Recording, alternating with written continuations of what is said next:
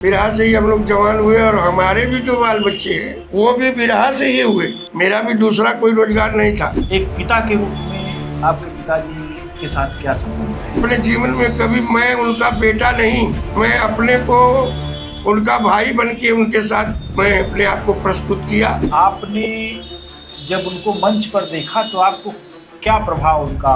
हम तो साथ में वो टेरी कहते कहते सीखे, बिना लिखे भी सुन के सीखे। ऊंचाई तक बिरहा को अगर कोई ले गया तो हीरा और बोलू। क्या आपने अपनी आवाज के आधार पर अपने अंदाज को अपने पिता से अलग करने की कोशिश ही कहीं, या वो कॉपी ही करते रहे? ऐसा है ना कि अपने सामने छोटे कलाकार को वो ये नहीं महसूस होने देते थे कि हमारे सामने हीरा लाल जी। और उनकी स्वभावगत क्या चीजें थी जो आपको लगता है कि वाकई अद्भुत था?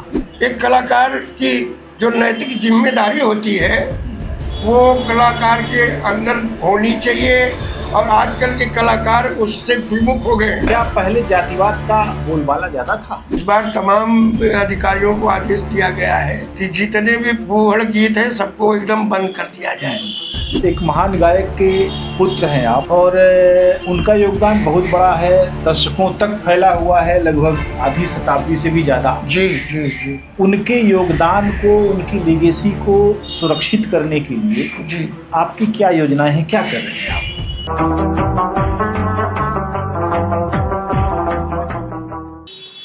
15 मार्च 2025 की दोपहर धूप से इतनी जल रही है कि धूप जितना हमारे पाँव को छू रही है, हमारे पाँव ऐसे लगता है कि आग के किनारे बैठे। आज की यह बातचीत राम जी बनाम राम जी की बातचीत है। राम जी भैया महान बिरहा गायक पद्मश्री हीरा लाल जी के बड़े पुत्र हैं। यह उनकी एक ऐसी पहचान है जो उनके जानने पहचानने वाले जानते हैं, लेकिन राम जी भैया की बहुत अलग पहचान यह भी है कि उन्होंने काफ़ी वर्ष पहले बिरहा गायन में अपनी शुरुआत की, और उनकी अपनी एक छवि बन रही थी, लेकिन पता नहीं क्यों उन्होंने उसको सस्टेन नहीं किया। इसके बावजूद एक महान गायक के बेटे होने के नाते, और चौका घाट जो कि रम्मन अखाड़े का केंद्र रहा है, वहाँ से पूरे बिरहा जगत की रस्साकसी, उठापटक, साजिशें, तोड़ फोड़ सबके गवाह हैं राम जी भैया। और इस प्रकार बिरहा इतिहास की वे अलिखित बातें और घटनाएं उनके मन मस्तिष्क में भरी हुई हैं, और हम चाहेंगे कि आज उसमें से कुछ उलीचा जाए और उनके ज़रिए से बिरहा के मौखिक इतिहास की एक जो विरासत है उसको लोगों तक पहुंचाया जाए। राम जी भैया नमस्कार, आपका बहुत बहुत स्वागत। नमस्कार। नमस्कार भैया। आपका जन्म कब हुआ राम जी भैया? हमारा जन्म सराय गोवर्धन क्षेत्र के थाना में है जी। 15 अक्टूबर 1952 जी। 15/10/52 जी। और पिताजी भी वहाँ आए, गरीब थे हमारे दादाजी। गांव एक बिलवरिया है, ये क्राइस्ट नगर जी जी के बगल में। तो आयर के पास। वहाँ आयर से पहले तो वहाँ हमारे दादाजी का मकान था, और हमारी दादी का नैहर वही पड़ता था पितरकुंडा पोखरे पर। अच्छा। तो दादा दादी यहाँ आ गए। गरीबी थी, वहाँ भी ज़्यादा ज़मीन उमीन नहीं था बेलवरिया में, और आके ये लोग बस गए गोवर्धन सराय में। गोवर्धन सराय से हम लोग 5 भाई पैदा हुए। 5वां भाई कम से कम 20 रोज का था। उसी समय हमारे पिताजी लेके हम लोग को यहाँ चले आए, चौका अपने गुरु के यहाँ। अच्छा। गुरु रमन दास के एक छोटे भाई होरीलाल, होरीलाल जी के यहाँ आए, और वो ही शरण दिए अपने यहाँ। यहाँ हम लोग का सुई के दुख भर भी नहीं था। धीरे धीरे दिया, मालिक ने सब कुछ हो गया, और एक ही कमाई था, वही बिरहा। जी। हम लोग को पालने पोसने का जो भी साधन था बिरहा। बिरहा से ही हम लोग जवान हुए, और हमारे भी जो बाल बच्चे हैं वो भी बिरहा से ही हुए। अच्छा। मेरा भी दूसरा कोई रोजगार नहीं था। मैं भी खिलावन दादा, पारस दादा, बुल्लू चच्चा, रामदेव, सिमूरत, जितने कलाकार बाबू के ज़माने में हुए उनसे गाने वाले जी। मैं सबसे गाया। वो बाद में जब लेडीज का दौर आया तो बाबूजी कहे कि नहीं, लेडीज से कोई नहीं गाएगा। तो जब कोई नहीं गाएगा तो हम कैसे गाएं? उनके लड़के हैं, हम ही उनका विरोध करें?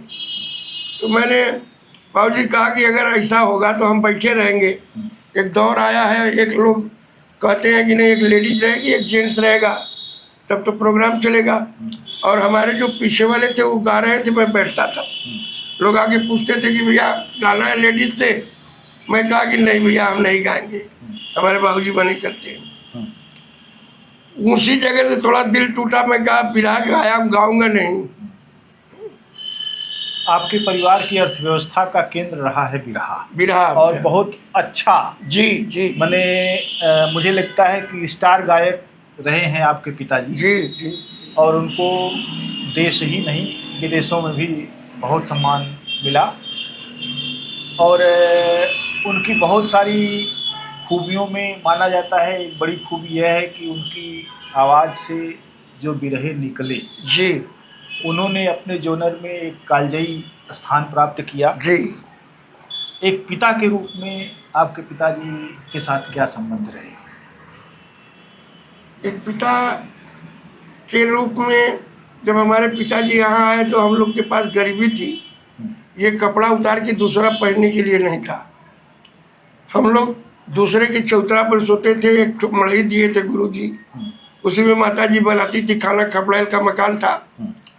और बाबूजी ऐसा दौर आया कि कभी ये खाली ही नहीं रहते थे। हम लोग को पालना था। अब कौन पढ़ाने जाए, केवल पेट तो भर जाए। और यहाँ आकर के 2 भाई 3 बहन पैदा हो गए, 10 हो गए हम लोग। 10 हो गए। 7 भाई 3 बहन। जी। एक भाई गुजर गया, 6 भाई अभी हम लोग हैं, 3 बहन हैं। तो इतनी बड़ी जिम्मेदारी, एक आदमी 5 बच्चा लेकर कहीं आया और वहाँ जाके 5 और पैदा हो गए। जाहिर सी बात है, पड़ी जाहिर सी बात है कि वो पहले पेट भरने का उपाय करेगा कि हम अपने बच्चों को कैसे पाले। तो ये एक स्थिति थी, ये परिस्थिति थी ये हमारे पिताजी के सामने। लेकिन इतने कर्मठ थे कि अपने जीवन में कभी मैं उनका बेटा नहीं, मैं अपने को उनका भाई बन के उनके साथ मैं अपने आप को प्रस्तुत किया। मैं भी कहीं 10 रुपया कमाता था तो मैं कहता था कि पहले मैं ये लगा दूँ। निकलते थे, डांटते थे बाबूजी, कैसे होगा? 50 रुपया तो मिलता था पहले जी। रात भर में गाने में 50 रुपया, 2-2 रुपया ढोलक हारमोनिया वाला लेते थे, आज का 1000 ले रहे हैं। जी। तो समय था, न खाने के लिए था, न पहनने के लिए था, और कमाई का जरिया बस एक वही बिरहा। तो ये शरीर जो है, हमारे बाल बच्चे जो हैं, वो सब बिरहे से हैं। माता जी से मैं मिला हूँ, माता जी को देखकर लगता है कि उस जमाने की वे कर्मठ महिला बहुत थी, बहुत हमारी, लेकिन आधुनिक विचारों वाली भी थी वे। जी। और 10 बच्चों का भरा पूरा परिवार पालना, और जिसमें पति रात रात भर बिरहा गा रहा। जी जी जी। तो कैसे उन्होंने संभाला उस समय, और किस तरीके का उनका संघर्ष रहा? संघर्ष तो इतना था कि बहुओं को लेके वो गेहूँ यहाँ काटने चली जाती थी 3 बजे भोर में। 10 गैया भैंस भी बाबू रख लिए, वो भी करना था। मोहल्ले की कोई लड़की उड़की को पकड़ लेती थी जब ज़्यादा लोग कोई बढ़ जाए तो। जी। इसी तरह करते करते करते करते कभी किसी रिश्तेदारी की लड़की आ जाती थी, कोई आ जाता था, रख लेती थी माता जी। और इसी तरह करते करते समय बीत गया। और अब आज तो पतों हैं, बहुएँ हैं, वो भी ढंग से सब नहीं कर पाती हैं। हो रहा है, ठीक है, अच्छा साल हो गया बाबूजी को, लेकिन माताजी तो साल भर पहले से पड़ी है। और लोग जो लोग भाषण उछड़ देते हैं, नेता होता, ये करूँगा, वो करूँगा, ये दूंगा, वो दूंगा, कहीं कुछ नहीं, कोई कुछ नहीं दिया। अब कागज दे दिए, आप प्रमाण पत्र, पद्मश्री दे, पद्म भूषण दे, चाहे एस भारती दे। एस भारती में तो दिए मुलायम सिंह जी। और, लेकिन इसमें कुछ नहीं। ये करेंगे, वो करेंगे। अभी सड़क का, रोड का नाम है, कहे होली बाद हो जाएगा, लगे हैं लोग, कर दे तो यही बहुत बड़ी पूंजी है, जी कम से कम अमर हो जाएंगे। अमर तो हो ही गए, अब तो इतिहास बन गया। जी जी। हाँ? और जैसे वे अपने अखाड़े के सबसे प्रखर गायकों में थे, जी सबसे जी महान जी गायकों जी में थे। जी जी। आपने जब उनको मंच पर देखा तो आपको क्या प्रभाव उनका महसूस हुआ? प्रभाव किसी अच्छा चीज को देख करके जब लगता है कुछ आत्मा को प्रेरणा मिली? प्रेरणा मिलती है, जी। हैं? कि नहीं ये ठीक है ये लाइन। हम तो साथ में वो टेरी कहते कहते सीखे, बिना लिखे भी सुन के सीख लिए। अच्छा। जी, बाबूजी बिगड़ते थे, बल्कि मना करते थे कि बड़ा कठिनाई है, बड़ा काम, पैदल चलना है 3-3 कोस 4-4 कोस, फिर जाके गाना है। साधन नहीं था कहीं। जी। आज गाड़ी घोड़ा हो गए, तमाम न मीडिया था, न तो प्रचार का कोई साधन था। आज तो एक खिलाड़ी हो, एक कलाकार हो, एक गीत निकल जाए तो पूरे भारत में, पूरी दुनिया में खबर फैल जी जाए। जी जी, इंटरनेट ने सब जगह जी। पहुंचा दिया। और उस जमाने में न तो मीडिया थी न इंटरनेट था, जब चिट्ठी लिख करके कलकत्ता बम्बई 1-1 महीना में जाती आती जी। थी। तो अब से और तब से बहुत फर्क था। और असलियत जो है उस जमाने में, जैसे बिरहा के बिहारी गुरु हुए जनक जी। मैं कहता हूँ एक पेड़ हुआ बिरहा का। बिरहा का एक पेड़ हुआ, कोई भी मजबूत पेड़ देखेंगे तो उसमें से 3 डाल निकलता है तगड़ा तगड़ा। जी। और निकली बहुत सी, लेकिन 3 तगड़ा निकलेगा उसमें। और फिर डालों में से भी डाल निकलती उस डाल में से और कंची निकलेगी, ये वो। तो बिहारी राम के पेड़ थे बिरहा का, और उस पेड़ में 3 डाली पैदा हुई। रमन, गणेश, पत्तू। जी। रमन के अखाड़े के हमारे पिताजी, और पत्तू के अखाड़े में बुल्लू, पारस, मुहूर्त, जी। और रामदेव के अखाड़े में गणेश के खिलावन, जी। रामधारी और रामदेव। जी। उसके बाद अब ये बगिया खूब चमकी, खूब गमकी, खूब महकी, खूब ऊंचाई तक बिरहा को अगर कोई ले गया तो हीरा और बुल्लू। उसके पहले भी कलाकार हुए। मैंने जो बिरहा कमेटी बनी थी उसके प्रोसीडिंग के उसमें देखा है जी कि 1145 गायकों की लिस्ट जी रमन अखाड़े की थी। जी। माने इतनी बड़ी संख्या थी जो उसके सदस्य थे, और जो लोग इस सदस्यता को नहीं ले पाए होंगे उनकी भी संख्या रही। जी रही होगी। तो मेरा ख्याल है कि एक अखाड़े के मात्र जो है माने 1100-1200 के करीब गायक जी जो रजिस्टर्ड थे। एक जो चीज़ राम जी भैया, आपका जो पूरा समय था तो आपने देखा कि हीरालाल जी की अपनी एक शैली थी, जी। उनकी आवाज़ की एक उठान थी। जी जहाँ वो गाना शुरू करते थे, एक तरह से जो लाइन है ना कि धर्मेंद्र कहता है, लाइन वहीं से शुरू होती है जहाँ मैं खड़ा जी होता हूँ। जी जी तो हीरालाल जी जहाँ से गाना शुरू करते थे, बिरहा वहीं से शुरू हो जाता जी था। एक ऐसे कद्दावर पिता का पुत्र होने के नाते जी क्या कभी आपको लगा कि पिता की छत्र छाया इतनी बड़ी है जी। कि मैं ठीक से पनप नहीं पाऊंगा? नहीं था ऐसा भी। अच्छा। एक दौर आया कि कभी कभी ये देखते थे कि कोई कलाकार बाबूजी को कुछ गलत बोला है या उनसे बदतमीजी किया है, तो मैं गाता था तो फिर उससे आर पार हो जाती थी। अच्छा। अब आप गाओगे या मत गाओगे इससे नहीं मतलब है, हमसे दोबारा कोशिश मत करना गाने का। मैं उनको समझाता था कि मैं भी उस बाप का बेटा हूँ। जी। इतनी वो क्षमता थी मेरे अंदर। मैं भी दिल्ली में भी गाया, बम्बई में भी टिकट पर गाया, बुल्लू से, रामदेव से, हर जगह गाया, हर कलाकार से गाया। बस मैटर वहीं फंसा कि बाबूजी, कभी कभी दिमाग में होता था कि मैं तो हीरालाल नहीं बनूंगा, क्योंकि एक ही हीरा पैदा हुआ, एक ही बुल्लू पैदा हुए। अब दूसरा न बुल्लू होगा कोई, न रामदेव, न हीरा होगा कोई। ये 3 स्तंभ थे बिरहा के। जी। बाकी तो अब तो बहुत सी कलाकार हुए। वो डाल की जो टहनियाँ थी, जी जी, उसमें पत्ती फूल सब कलाकार बने, और कुछ दिन गम के, और उसकी महक सब खत्म हो गई। अब जी। वो डाल भी अब सूख रही है। अच्छा, आपकी आवाज़ अभी भी जिस कड़ियल अंदाज की है जी, उसको देखकर लगता है कि आपकी आवाज़ का वो दौर रहा होगा बढ़िया। और मैंने लोग कहते थे कि भैया तो से बढ़िया गा दिलन। अच्छा, कई बार क्या मुझे एक चीज़ जानने की जिज्ञासा है, इसलिए कि क्या आपने अपनी आवाज़ के आधार पर अपने अंदाज को अपने पिता से अलग करने की कोशिश ही कहीं, या वो कॉपी ही करते रहे? नहीं, कॉपी तो नहीं करता था, जी। मैं एकदम हट के करता था। अच्छा। आवाज़ जरूर वही थी, कुछ लोग दूर से सुनते थे तो कहते थे कि नहीं ये वही गा रहे हैं, अच्छा। ये होता था। और अब हम हीरा लाल नहीं बन सकते। जो आप कहे कि नहीं संशय दिल में कभी हुआ, तो एक पॉइंट पर आके मैं सोचा कि हमारे साथ के भी हमारे बाद के भी कलाकार सब मर गए, अब बाबूजी अभी उसी तरह इनका चढ़ाइए है और सब लोग खत्म हो गए, तो इनके पीछे पड़ने वाला खत्म होगा। जी। हमें भी गा लिया, मेरी भी इच्छा पूरी हो गई और मैं हीरा लाल नहीं बनूंगा।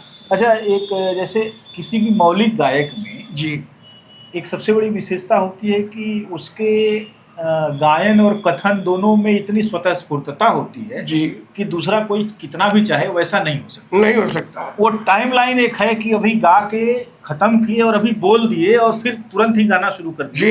ये चीजें होती, शैलियाँ होती हैं उनकी। रामदेव जी की अपनी शैली थी, बुल्लू जी की अपनी, बाबू जी का की अपनी, एक चीज था कि जैसे वो बरजस्ता गाते थे। जी।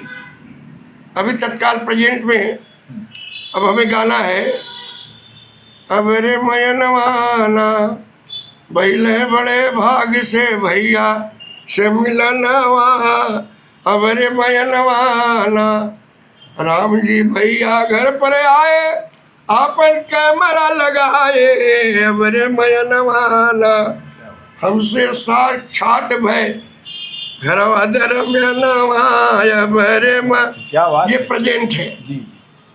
बहुत अच्छा। तो ऐसे है कि मैं भी कहीं खड़ा करा देंगे तो कुछ भी देख के उसको तत्काल गा सकता। मैंने सुना है बरजस्ता उनका, भोर में गाया करते थे बरजस्ता, आखिरी में। और रामदेव जी रजाई ओढ़ के सोए हुए हैं, है सचाऊ लाल बैठे हुए हैं और हीरालाल जी गा रहे हैं, रामदेव भैया छोड़ा रजैया अब उपैया का करी, तोहरे ऐसन ना गवैया अब उपैया का करी। तो एक लंबा एक पूरा तान लेते थे, गा जाते थे और पूरा एक तरह से वो एक ऐसी चीज थी जो फैसले के, हाँ, सबसे बढ़िया बाबूजी गाते थे। तो ये चीजें थी। फिर ये बताइए मुझे कि ये आपका जो घर है जी, वो तो बिरहा का केंद्र ही रहा है। जी जी, तमाम बिरहिया जितने बिरहिया है गाने वाले उस जमाने के, फिर नए जो निकलते थे सब हमारे यहाँ आके दिन भर सोते थे कि हमें भी दे दीजिए। अब एक जगह हीरा लाल जी जाएंगे और 100 जगह जाने वाले लोग आए हैं ले जाने वाले। जी। तो अब देखिए कि इनके वजह से और जो लोग बैठे रहते थे सब देहात के कलाकार जितने भी, तो भैया इनको ले जाइए, इनको ले जाइए, इनको ले जाइए, हम तो एक ही बार जाएंगे ना, हमारे लड़के को ले जाइए, मैं अगली बार चलूँगा। ऐसे किस्से मंगल जी ने भी बहुत सुनाए हैं कि जब उन्होंने कहा कि चच्चा कहते थे उनको, कि चच्चा ने हमको कहा कि अब तुम जाओ, और कई जगहों पर उन्होंने उनको मंगल जी ने कहा कि कई बार तो शुरुआत का दौर था तो बहुत भय लगता था, लेकिन जब वहाँ गया तो कॉन्फिडेंस भी आया और फिर मैंने अपनी लाइन पकड़ ली। जी जी। और मुझे लगता है कि ऐसे तमाम सारे गायक होंगे जो बाद की पीढ़ियों में आए और प्रसिद्ध भी हो गए, तो उन लोगों को भी उन्होंने मौका दिया। इस मामले में संभवतः वे एक उदार गायक थे। ऐसा है ना कि अपने सामने छोटे कलाकार को वो ये नहीं महसूस होने देते थे कि हमारे सामने हीरा लाल जी है, ये बहुत बड़े कलाकार हैं। वो आँख मूंद के अपना सीधे से गा के बैठ जाते थे, गाओ बेटा जी गाओ, बढ़ाते थे उसके मनोबल को, वो बढ़ाते थे, तोड़ते नहीं थे। और कलाकार थे जैसे पारस थे, बुल्लू जी थे, तो उनके साथ बुल्लू चचा तो ठीक थे, काशी जो थे वो नहीं छोड़ते थे उसको और रगड़िए। तो ऐसा बाबूजी के अंदर ये नहीं था कि तो हम ही बड़ा हो। जैसे इतना आपने एक पूरा दौर देखा जी, और बहुत सारे मार्मिक प्रसंग आपको अपने पिता के निजी भी पता होंगे। जी जी। और सामूहिक रूप से तो पता ही होंगे, तो कुछ निजी मार्मिक प्रसंग जो दूसरे लोग नहीं जानते आपके पिता के बारे में, वो क्या है? 7 बीघा 5 बीघा जमीन यहीं पर लिया गया जी, वो ब्राह्मण रत्नाकर पांडे की खानदान का था जी। तो वो मुकदमे में पड़ गई, वो कास लग गया, भूजा था, वो जिम्मेदारी उन्मूलन जब टूटा चौधरी साहब का, उसको कास लग गया था। यहाँ से हम लोग जीतते हुए चले गए हाई कोर्ट में, कर्मठता की बात है, हाई कोर्ट में गए और 2-3 दिन पहले से हम थे, बाबूजी फैसला वाले दिन पहुँचे, फैसला हमारे खिलाफ हो गया। बाबूजी कहे कि ऐसा है कि कागज उगज लेके तू अहिया वकील साहब से और हमारा गाना हो। अच्छा। मतलब इतना बड़ा धक्का कि मैं अभी केस हार गया हाई कोर्ट में, इसी तरह सुप्रीम कोर्ट में भी हुआ, वहाँ भी हार गए हम लोग। लेकिन उनको गाना है, अपना गाना नहीं छोड़ना है। मैंने गाने को लेकर उनका जो उनकी प्रतिबद्धता और जो प्रेम थी, प्रतिबद्धता थी, वो हमेशा जी कायम रही। एक चीज़ और था कि जैसे रेडियो, ऑल इंडिया रेडियो में, दूरदर्शन में उस समय तो था ही नहीं यहाँ। हम लोग जाते थे इलाहाबाद रिकॉर्डिंग कराने, कभी कभी मैं सूरदास को भी लेके जाता था, उनके एकल अकेले गाते थे। तो पैसा बहुत कम मिलता था। सूचना मंत्रालय का था, 3-4 प्रोग्राम सरकार का होता था। तो बाबूजी सब करते थे, कहते थे कि पैसा कम मिले लेकिन सम्मान एक रोज मिलेगा। वो ये नहीं चाहते कि हमें पद्मश्री मिले, पद्म भूषण मिले, ये कभी सोचे ही ना कभी कहे किसी से। कहते थे कि जब मेरा आएगा दौर, मेरा नंबर जब आएगा तो खुद मिलेगा हमको। और अपने काम को नहीं छोड़े, उधर मुड़ के नहीं देखी। और सरकार का जो प्रोग्राम होता था ऑल इंडिया रेडियो का, ऐसे उसको कभी नहीं छोड़ते थे, दूसरा प्रोग्राम छोड़ देते थे। एक बुल्लू जी कहते थे, अरे कम पैसा मिली एक बार 300-350 में रेडियो में गावे। लेकिन वही है कि हम सरकार का साथ दिए थे। सन 52 से 50 से बाबूजी ऑल इंडिया रेडियो के कलाकार थे, मरते दम तक थे। शायद इतना लंबा कम रेडियो को कोई समय नहीं दिया होगा। ये पहले व्यक्ति अगर वह कराया जाए निरीक्षण तो हीरालाल यादव से ज़्यादा कोई प्रोग्राम, हाँ, लगभग 50-60 के आसपास। जी जी जी जी, खूब मजे में दिए। और उनकी आवाज़ के कई सेट्स आकाशवाणी के तावों में, हाँ अभी भी है, अभी भी है। रिकॉर्ड में बीबीसी लंदन से उस समय से बजता था वो झीर झीर बुनिया। हाँ, कहवा से आवे राधा गोरी पड़ल झीर झीर बुनिया। तो बहुत सी चीज बाबूजी को जो अमर कर दिया, वो मछली शहर कांड, अरे क्या बात है। वो तो सबसे ज्यादा फेमस क्लासिक है वो। जी, क्लासिक वही नहीं, सुई के छेद में हाथी। एक स्त्री की पीड़ा का इतना गहरा मुर्दा फेंकेंगे। मैंने मुझे लगता है कि एक स्त्री की पीड़ा जो हो सकती है, उसकी रोजमर्रा की जिंदगी की जो तकलीफ हो सकती है, उस एक छेपक कथा से उन्होंने जिस तरीके से वो बुना है और गाया है, जिस तबीयत से गाया है। दो सहेली थी बिहार में गाए थे कि दोनों गई है नहाने पंचबहनी में, भेंट हो गया, देहात की थी। तो तोरा बलम पहलवान सुन सजली मोरा बलम गाड़ी बान, तोरा बलम पहलवान सुन सजली मोरा बलम गाड़ी बान, तोरा बलमुआ लगावे लिए जिया हमारा बलम ढोवे सब कर नजिया, लादल चाउर पिसान सुन सजनी तोरा बलम गाड़ीवान। तो भेटे दोनों जने गरबा मिलाई। मेला में जब मिल गई दोनों सहेली तो भेटे दोनों जने गरबा मिलाई और शुरू कैली कहानी पुरान सुन सजनी तोरा बलम पहलवान तोरा बलम गाड़ीवान है। तो कहे कि कहा कागो भैया गदेली गदेला, तो का हम कही अपने किस्मत के खेला। पिता का आशीर्वाद तो हमेशा बच्चों के ऊपर रहता ही है। बिल्कुल बिल्कुल। लेकिन वो प्रशंसा खुल के कभी अपने बेटे को, ऐसा समय आया कि उन्होंने कहा वाह राम जी वाह, क्या आपने गाना गा दिया। हाँ, ऐसा कब हुआ? एक बार तो हम कल्पनाथ राय के प्रचार में थे। अच्छा। घोसी करीब 1-1.25 महीना रहे। कल्पनाथ राय जी यहीं आते थे, लौराबिर में उनका साला रहते थे, डॉक्टर पशु डॉक्टर वहीं रुकते थे। तो वहीं हमको ले गए, बाबूजी को बुलवाए। तो हम डॉक्टर साहब के यहाँ जाते आते थे, परिचय हम ही तो बाबूजी को ले गए कि राय साहब आ रहे हैं, अब बात कर लीजिए। तो कहे कि चला, तो कहे कि हमारे साथ प्रचार करिए कल्पनाथ राय। बाबूजी कहे कि हम तो छुट्टी हमारा नहीं है, प्रोग्राम लगा है, ये राम जी रहेंगे और हम 7 रोज आखिरी में एकदम जी आपके यहाँ प्रचार करेंगे। आखिरी प्रचार में बाबूजी पहुँचे और एक जगह हो रहा था प्रोग्राम, हम ही गा रहे थे। बाबूजी पीछे से पहुँचे, कुछ लाइन थी ऐसे कि बड़ा बढ़िया था कि एक पूरी देशवा के बाटे पहरुआ एकुरी जुटने कुल चोरवा लुटरुआ हैं। ऐसा ही से था। बाबूजी खड़ा होके पीछे से हमको माला पहना के इनाम दिए अच्छा। हैं और हंसने लगे। बड़ा बढ़िया। राय साहब भी ताली लगे बजाने, खड़े हो गए हमारे बगल में हाथ रख के। तो ये लगा कि नहीं बाबूजी का भी स्नेह। जी जी, क्योंकि सुनते थे। वो एक पिता के साथ एक बहुत महान गायक थे, तो उनकी प्रशंसा नहीं गा के हम कहीं से आते थे, उनका प्रोग्राम अगर कहें कि इला तो है जाए कि हम तो गा के आते थे, तो हम उनको पैसा देने लगते थे। तो कहते थे कि का भैल ज़्यादा इनाम उनाम मिल गया का हैं। अरे रखले रहा तो हम कही हमार नहीं तोहार हो, हम सबके देव दिली, हमें इनाम उनाम मिल गया हमारा। तो ऐसा था। बाबूजी बेचारे कभी भी किसी भी बच्चे को अपने नहीं बिगड़े, नहीं डांटे, नहीं। कह तो दिए कि केवल कैसे ही सब बड़ा हो जाएंगे, पाल लें इनको हम। और बड़े विनम्र भाव के थे वो, देवता थे। बाप के साथ साथ वो एक देवता थे, संत थे वो। आज हम भी कहीं जाते हैं तो कम से कम जो लोग सुनते हैं कि नहीं ये उनके बेटे हैं या वो पहले से जानते हैं, तो वो इसी तरह सम्मान देते हैं जिस तरह बाबूजी को देते थे। हीरालाल जी को लोग कहते थे भगत। जी भगत। हैं? भगत जी का मतलब यह है कि जीवन को बहुत संयम के साथ गाना, तमाम सारी मर्यादाओं जी। का पालन करना। भगत जी का मतलब खान पान, मांस मछली, मछरा मछली, ये कुल अगड़ बगड़ जितने भी चीजें नहीं खाते, वो नहीं खाते थे बचपन से ही। उनकी क्या पसंद नापसंद थी? उनकी पसंद बस दाल भात रोटी दूध दही घी। जी। बिना घी के नहीं खाते थे, दूध चाहिए हैं। और कोई नशा नहीं, खैनी सुर्ती गुटखा पान मसाला।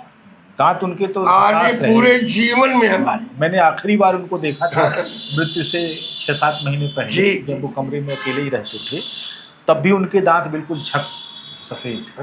बहरहाल बहुत ख्याल करते थे जी, अपने। जी। और उनकी स्वभावगत क्या चीज़ें थी जो आपको लगता है कि वाकई अद्भुत था? सवाल था कि वो पहले किसी का एहसान कोई किया है तो उसको भूलना नहीं है। ये हमारे साथ ये किए हैं, इनका मेरे पर कर्ज है। एक ये देखा है यहाँ जिसे आई नहीं तक एक सरल दिनेश थे हमारे मददगार रहे मेरे दुख मुसीबत में। हम तो एक महीना छोड़ के चले जाते थे, अगल बगल वालों को सहज देते थे कि ना भैया मेरे मेरा कुछ घटी तक मंगा दिए, हम आए तो पैसा दे। तो एहसान फरामोश नहीं थी। और दूसरी चीज़ की वो लालची कपटी नहीं थी। अपना भी हिस्सा उस्सा मिला गांव पर, तो वो सब पट्टेदार लोगों को वहाँ गरीब थे तो ये कहे कि नहीं देता उल्टे बड़का बाबूजी। तो जो मिला थोड़ा बहुत है अभी भी, लेकिन लालच नहीं थी पैसा के पीछे। और देखिए आज के कलाकार जो है वो अश्लीलता फूहड़ परोस रहे हैं। एक कलाकार की नैतिक जिम्मेदारी बनती है, ये समाज सेवक की, चाहे कलाकार की, चाहे नेता हो, जो भी सामाजिक कार्य करता है जी, उसकी एक जिम्मेदारी, नैतिक जिम्मेदारी है कि मैं अपने वाणी से, अपने बात से, अपने लेखन से, अपने संबोधन से मैं इस समाज को क्या दे रहा हूँ। मैं इस समाज को, आप कार्य कर रहे हैं, आप भी ये तो सोचते होंगे कि मैं भी ये जनता के सामने क्या चीज़ पहुँचाऊँ, कहाँ से खोजूँ, कहाँ से लाऊँ, तराशूँ, बनाऊँ, दिखाऊँ। तो एक कलाकार की जो नैतिक जिम्मेदारी होती है वो कलाकार के अंदर होनी चाहिए। और आजकल के कलाकार उससे विमुख हो गए हैं।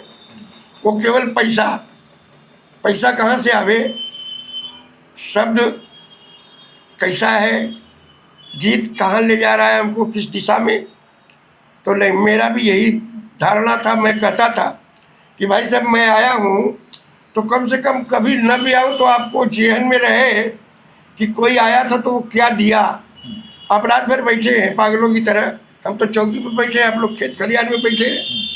और मेरा यही सिद्धांत रहता था और आज भी यही सोचता हूँ कि मैं क्या दूँ आज के जनरेशन को, क्या दूँ। ठीक है वो कौन क्या लेगा कौन नहीं लेगा, लेकिन कोशिश अपनी यही होनी चाहिए कि मैं समाज को क्या दे रहा हूँ।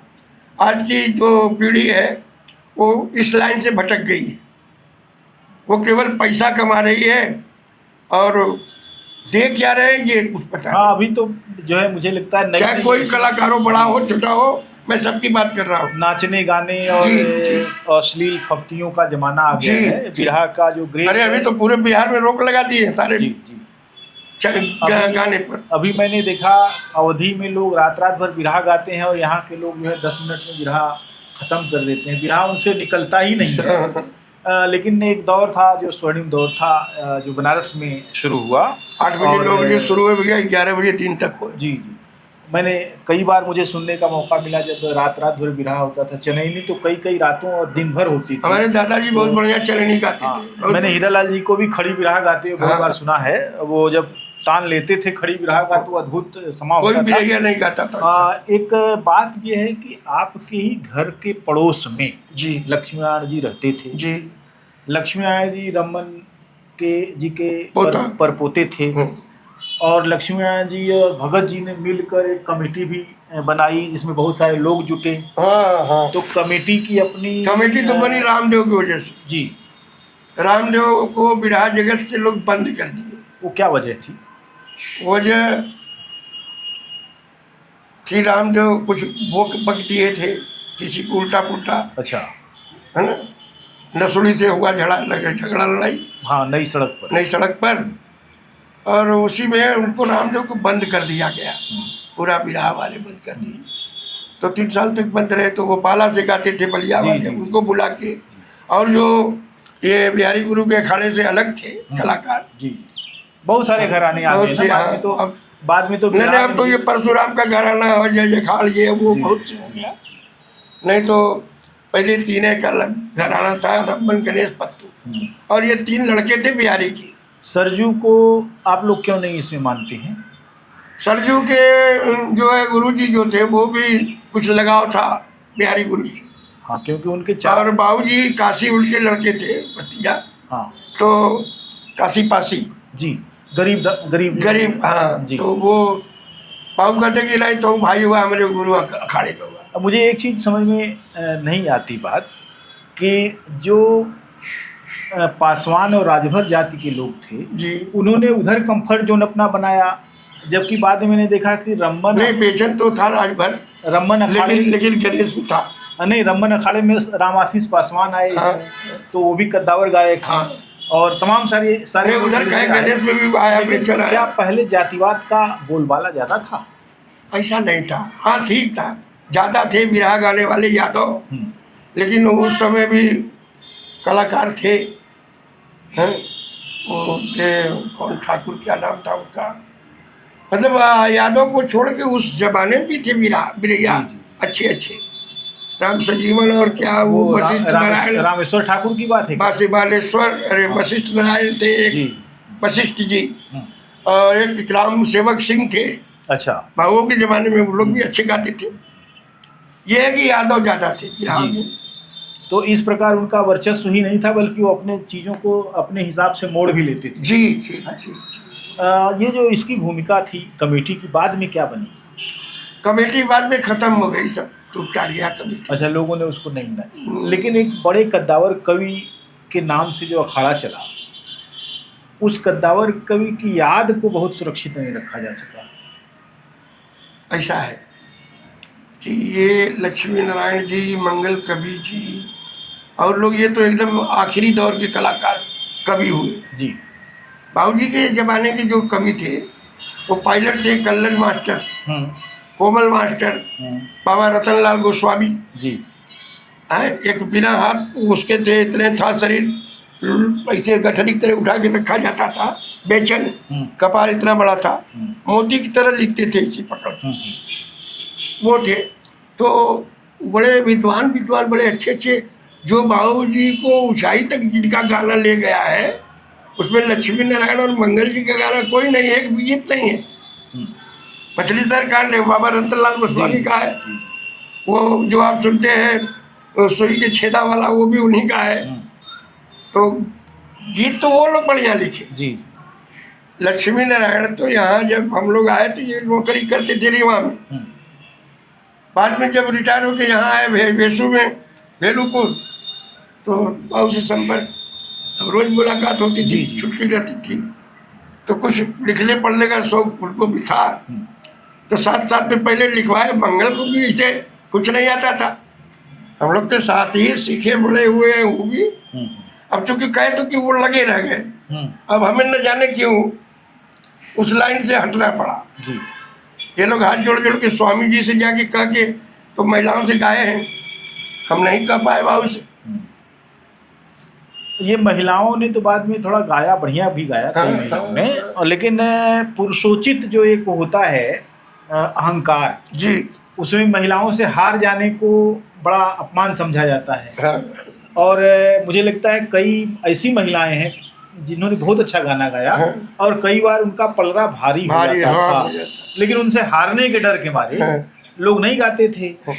अच्छा, दूसरी चीज, अभी बहुत सारी ऐसी चीजें हैं जो महिलाओं को लेकर और पुरुषों के बीच का जो पूरा गायन की वो है, विशेषता है, जी। उस पर बातचीत होनी जरूरी है, लेकिन अभी नहीं हो पा रही, कोई नहीं कर रहा है, लेकिन हम अब कोशिश कर देखिए रहे हैं दौर कि- धीरे धीरे शुरू हो गया है। जी। इस बार तमाम अधिकारियों को आदेश दिया गया है कि जितने भी फूहड़ गीत हैं सबको एकदम बंद कर दिया जाए, ब्लैकआउट करिए उनको। अभी परसों नरसों था टीवी में मैं देख रहा था, तो होगा है कुछ जागरूक है लोग, अब बिरहा की विरासत मुझे लगता है कि एक्टिव हो रहे हैं धीरे धीरे। वो- ये है कि बिरहा जो है ना, अब बिरहा हकीकत में नहीं रह गया, बिरहा का थोड़ा रूप है, लेकिन जो बिरहा होनी चाहिए, देखिए बिरहा वो था कि हम सिनेमा में देख रहे हैं, आँख खोल के पर्दे पर देख रहे हैं पिक्चर। बिरहा वो चीज़ है कि बिरहा को मैं आँख बंद करके देखूंगा तो एक पिक्चर हमें दिखाई पड़ेगी। जी जी, हाँ, उसके शब्दों में एक ये नहीं, एक यही है कला बिरहा, चाहे वो इतिहास हो, कॉमेडी हो, दुखांत सुखांत हो, इतिहास भूगोल कुछ भी हो, जी जी, राजनीति हो, बिरहा अगर ये आँख बंद के हम बंद करके सुनेंगे तो बिरहा एक पिक्चर जैसे देखते हैं में सब कुछ है, जी जी, नून मसाला उसमें भी है, जी जी, और ध्यान से देखेंगे तो एक पूरा फिल्म हम देख लेंगे। जैसे मछली सर कांड का हुआ, वो सुई के छेदा में हाथी वाला हुआ, ये क्या एक पिक्चर है, जी, बिना पर्दे की पिक्चर थी। और मजबूरी भी था उस जमाने में, कहा ना कि कोई साधन नहीं था मनोरंजन का। जी। अब तो सबके जेब में निकाल लीजिए, कोई पिक्चर देख लीजिए। अब तो बहुत सारे विकल्प आ गए ना, बहुत सारे विकल्प। तो इसीलिए पहले मजबूरी भी थी, नाच होता था, नौटंकी होती थी, कजरी होते थे, कव्वाली होते थे, लेकिन धीरे धीरे सब खत्म हो गए। बिरहा वालों ने कुछ पकड़ रखा है, जी, लेकिन वो भी अब वही कहे कि यादव यादव क्या ही जाती है, प्रोग्राम भी यादव का यादव ही कराते हैं। जी, या कहीं दूसरे कमेटी में दूसरा लोग, तो वहाँ भी एक आध दो यादव है, तभी कहेगा नहीं इस बारी हो जाए। मैंने काफी कुछ जो है मामला अभी जातियों के दायरे में ही जी रहता है। जी जी जी राम जी भैया, आखिरी सवाल आपसे ये है कि एक महान गायक के पुत्र हैं आप जी, और उनका योगदान बहुत बड़ा है, दशकों तक फैला हुआ है, लगभग आधी शताब्दी से भी ज़्यादा। जी जी जी। उनके योगदान को, उनकी लेगेसी को सुरक्षित करने के लिए जी, आपकी क्या योजनाएं हैं, क्या कर रहे हैं आप? योजनाएं अब तो सरकार से कहे हैं, अब वो चीज़ तो नहीं हो गया जो सब बिरहा वाले मिल के करना चाहते थे, अब वो रह भी नहीं गए, अब तो अपने अपने मन के सब हो गए। मैंने कमेटी ने कुछ नहीं किया? नहीं नहीं, कमेटी में सब कह दिए अपने अपने मन के लिए, अपना सबको अपने चाहिए पुरस्कार। जी। तो रह गया कि बाबूजी के लिए वही कह दें कि एक जो है उनका कायदे से जितना उनका रिकॉर्ड है, जितने उनके सब पुरस्कार का वो है, सब संरक्षित करके रखे हैं, उसको ढंग से उसी में बनवा के एक स्थान उनका अलग से बनाना है उसको, ताकि कुछ दिन तक उसे तो गवर्नमेंट के पास है, ये है सारे चीज़। अभी तो है एक संगीत नाटक एकेडमी का वहाँ है ऑफिस जी, कैसर बाग में है, और अब खुल गया इधर इलाहाबाद में नहीं, इलाहाबाद में भी है नहीं, वही है सबसे मेन, लखनऊ में जी, गोमती नगर में है। तो वहाँ पूछे कि कहे कि यहाँ जितना रिकॉर्ड है बाबूजी का, जो जो भी गीत है, कोई विदेश का भी आया तो ले गया, तो पहले वो एक कॉपी यहाँ जमा करता है और एक कॉपी दिल्ली में। तो वो तो जब चाहेंगे अब सारा रिकॉर्ड सब मिल जाएगा आपको। वो सब संरक्षित है, वो जी, रखे जी। हैं। माने आप चाहते हैं कि ऐसा हो कि उनके लिए उनका स्मारक बने और उनकी जो एक बिल्कुल बनेगा, आर्काइव बने, बनेगा। संग्रहालय मूर्ति बने। हम भी बनवाने के चक्कर में तिराहे पर लगवाएंगे। जी। अभी गवर्नमेंट का देख रहे हैं, अभी तो कह रहे थे कि होली बाद काम लग जाएगा। वो मकबूल आलम रोड पहले हटावे। जी। तो यही बहुत बड़ी चीज़ है। एक तो बन रहा है उधर, मौजूद भी अभी उद्घाटन में बुलाएंगे लोग, जी। है ना। तो कमेटी ने ताली बजा दिया लेकिन जेब खाली रखी। जी जी जी, फिर आगे बढ़ के कोई आया नहीं। हाँ। मैं सोचा कि उसमें गणेश गुरु के बिहारी गुरु से लेकर के रमन गणेश पत्तू सबका एक जगह रखेंगे। जी। और हर अखाड़े के लोग आवे वहाँ, उनको सुविधा मिले। ये राजधानी है बिरहा की, तो यहाँ सबको संरक्षण मिले यहाँ सबको। तो वो सब सोचे थे, अब वो दिल के अरमा वो होगा, आंसुओं में बह नहीं गए, पूरी तरह से नहीं बह गए, रह गए। बिल्कुल। मैं समझता हूँ कि आपकी सदिच्छा का एक दिन प्रतिफलन हो। हम लोग गर्मी से पसीने पसीने हो गए हैं, लेकिन राम जी भैया से एक चक्र बातचीत हुई है और अभी कई चक्र बातचीत होगी। उनकी स्मृतियों को खंगाला जाएगा, बहुत सारी चीज़ों पर, बहुत सारे मुद्दों पर बातचीत की जाएगी। आज उन्होंने समय दिया, बहुत बहुत धन्यवाद। राम जी यादव जी, सुपुत्र हीरालाल यादव जी, पद्मश्री, यश भारती, महान गायक, सब मिला के भैया बिरहा वालों के लिए एक संदेश है जी कि बिरहा ये एक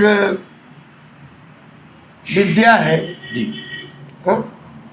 और भगवान का धरोहर मान के स्वच्छता और अपने अंदर गंभीरता, सहनशीलता, बिरहा त्याग की चीज है।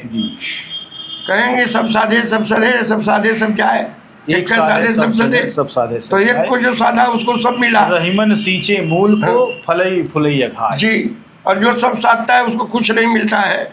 तो कलाकार भाई जो आज के हैं, वो जहाँ गावे बजावे सोचे कि मैं क्या दे रहा हूँ जनता को, अपनी वाणी से क्या कह रहा हूँ, और गुरु के अखाड़ा को सींचे लोग बढ़ावे अपने अपने गुरु के नाम को।